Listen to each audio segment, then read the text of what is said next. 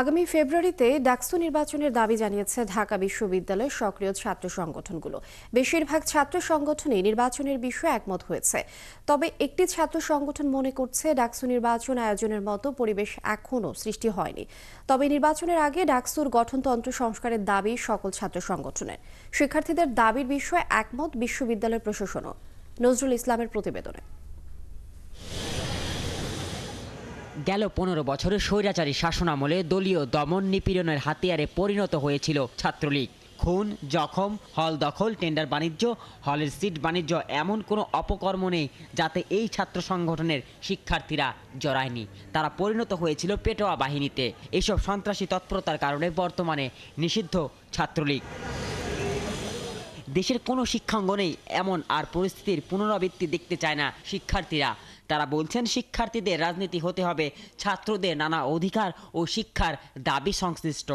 এই কারণেই ঢাকা বিশ্ববিদ্যালয়ের কেন্দ্রীয় ছাত্র সংসদ ডাকসু নির্বাচনের দাবি উঠেছে। ছাত্র বান্ধব পলিসি নিচ্ছে নাকি ছাত্র বান্ধব ছাড়া পলিসি নিচ্ছে, এগুলো হচ্ছে ওই ছাত্র সংসদই আমাদেরকে একমাত্র পথ খুঁজে দিবে, যেটা হচ্ছে ছাত্রদের প্রতিনিধিত্ব করবে।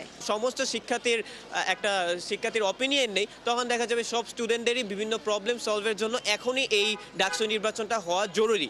বৈষম্যবিরোধী ছাত্র আন্দোলন, ছাত্র শিবির সহ যে বামপন্থী সংগঠনগুলো আছে তারা দ্রুততম সময়ে ডাকসু নির্বাচন চায়। যে আমাদের সামনে যে জাতীয় নির্বাচন হবে, আমরা আশা করছি এই জাতীয় নির্বাচনের আগেই ডাকসু আমরা চাচ্ছি।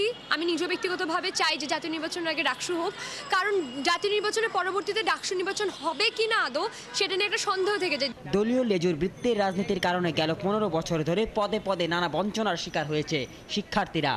সে কারণে নির্বাচনের আগে ডাকসুর গঠনতন্ত্র সংস্কারের দাবি জানাচ্ছেন ছাত্র সংগঠনগুলোর নেতারা।